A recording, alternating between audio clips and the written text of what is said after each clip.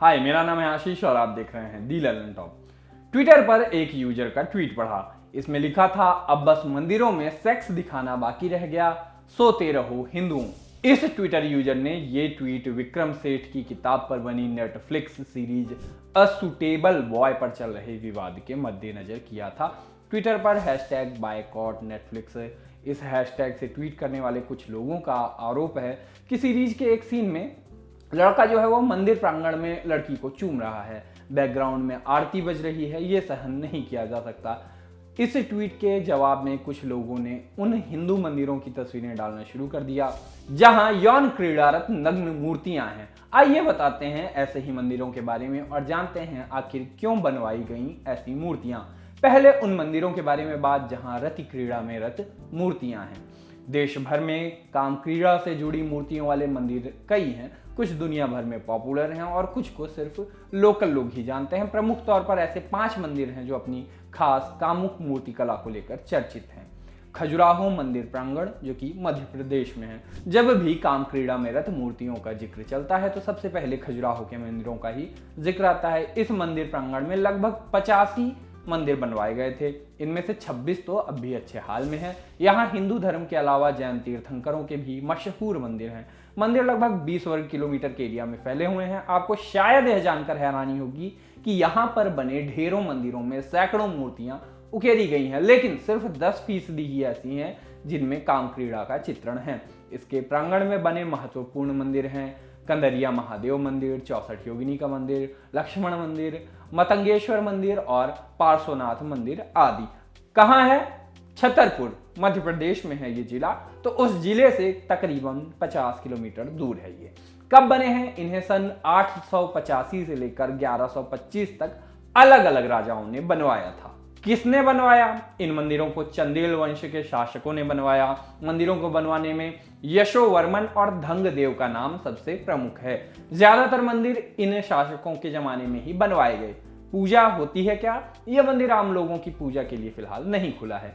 भंडदेव का मंदिर, राजस्थान, दूसरा मंदिर। इस मंदिर को हूबहू खजुराहो मंदिर की शैली में ही बनाया गया है। इस पर उकेरी गई काम क्रीड़ा में रत मूर्तियां भी लगभग वैसे ही दिखती हैं।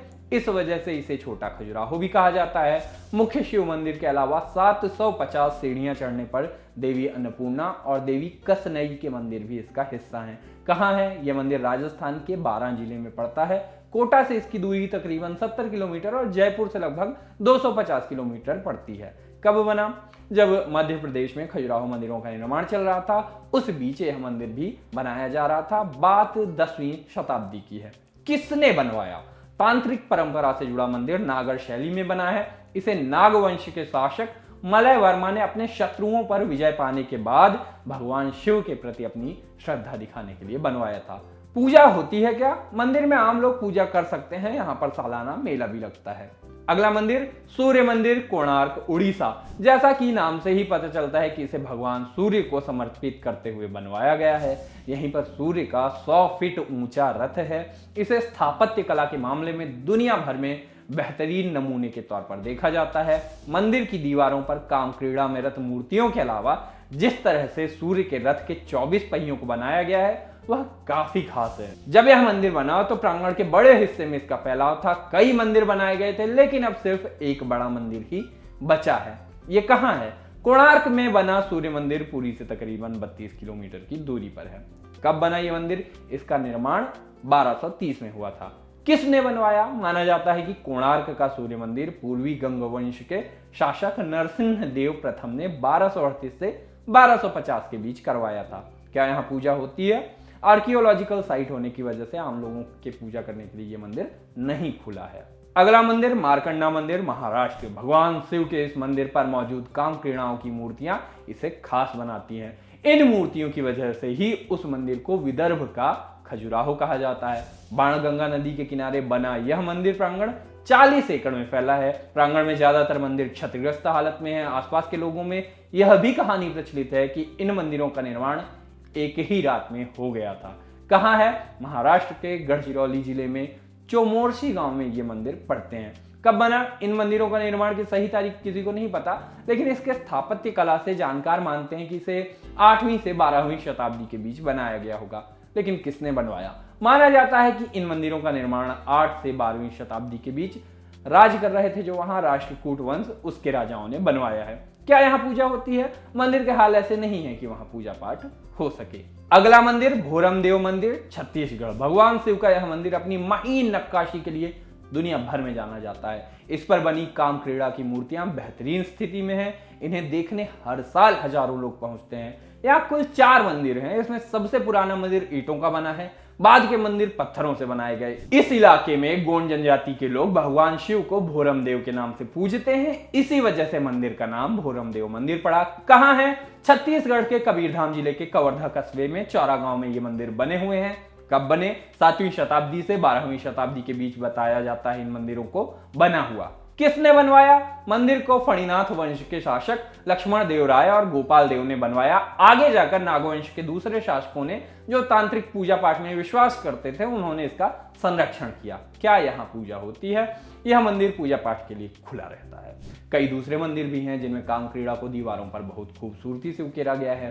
राजस्थान का रनकपुर जैन मंदिर भी तांत्रिक पूजा पाठ और काम क्रीड़ा में रत मूर्तियों के लिए खासा फेमस है और यह 1437 में बना और इसका निर्माण एक स्थानीय व्यापारी दरना शाह ने करवाया था। कर्नाटक के बेल्लारी जिले में हम्पी नामक स्थान पर बना विरूपाक्ष मंदिर भी अपनी इरोटिक मूर्तियों की वजह से प्रसिद्ध है। हम्पी की वर्ल्ड हेरिटेज साइट का हिस्सा यह मंदिर 9वीं शताब्दी से 12वीं शताब्दी के बीच बनवाया गया था। राजस्थान के उदयपुर में बना जगदीश मंदिर भी अपनी मूर्तियों की वजह से काफी मशहूर रहा है। भगवान विष्णु के इस 3 मंजिला मंदिर को जगन्नाथ मंदिर भी कहा जाता है। लेकिन आखिर क्यों बनवाए गए ऐसे मंदिर? देश भर में फैले मंदिरों में बार बार काम क्रीड़ा से जुड़ी मूर्तियों के दर्शन होते हैं। ऐसे में सबसे बड़ा सवाल यही उठता है कि आखिर ऐसा क्यों है? इन मूर्तियों के जरिए क्या कहने की कोशिश की जा रही थी? मशहूर माइथोलॉजिस्ट देवदत्त पटनायक का कहना है कि मंदिर को बनाने का खास शिल्प शास्त्र है। मंदिरों में दाम्पत्य या श्रृंगार की मूर्तियां हमेशा दिखती हैं। हर मंदिर में स्त्री पुरुष की मूर्तियां देखी जा सकती हैं। जरूरी नहीं है कि मूर्तियां इरोटिक ही हों, उनमें हमेशा ही प्रेम की बात होगी। जैसे एक झूले पर या नौका पर प्रेमी प्रेमिका होंगे, एक दूसरे की तरफ खास तरीके से देखते हुए मूर्तियां होंगी। इसके अलावा रति क्रीड़ा की मूर्तियां भी हैं, लेकिन बाकी सबके मुकाबले हमेशा ये कम ही दिखेंगी। इसके पीछे का कारण यही है कि उसका जीवन में स्थान जरूर है, लेकिन सीमित मात्रा में। बाकी सभी चीजों का भी संतुलन बनाए रखना है। आजकल हम ये सोचते हैं कि कोई संत महात्मा है, ये काम वासना से जुड़ा है, ये सब अलग अलग है, लेकिन प्राचीन भारत में ऐसा नहीं सोचा जाता था। हिंदू परंपरा में भोग विलास भी बड़ी चीज थी। हिंदू परंपरा में धर्म, अर्थ, काम, मोक्ष सभी को बराबर महत्व दिया जाता था। जहां तक खजुराहो की बात है तो वहां पर बहुत कम मूर्तियां हैं जो इरोटिक हैं। 10% के लगभग। हिंदू धर्म में मंदिर को ब्रह्मांड के छोटे स्वरूप की तरह देखा जाता है। इसमें सब कुछ समेटा जाता है। यह सामान्य जीवन का हिस्सा है।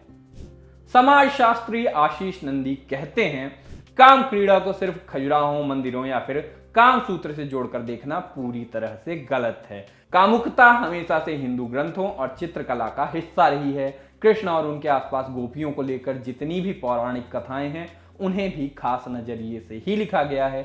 दिल्ली यूनिवर्सिटी में इतिहास के प्रोफेसर बीपी साहू कहते हैं, मंदिरों में इस तरह की मूर्तियों को लेकर 2 तरह के मत मिलते हैं। एक मत के अनुसार जिस काल में, मतलब 9वीं से 12वीं शताब्दी में ये मंदिर बन रहे थे, उस वक्त सामंतवाद चरम पर था। ज्यादातर छोटे बड़े राजा भोग विलास में ही लगे थे।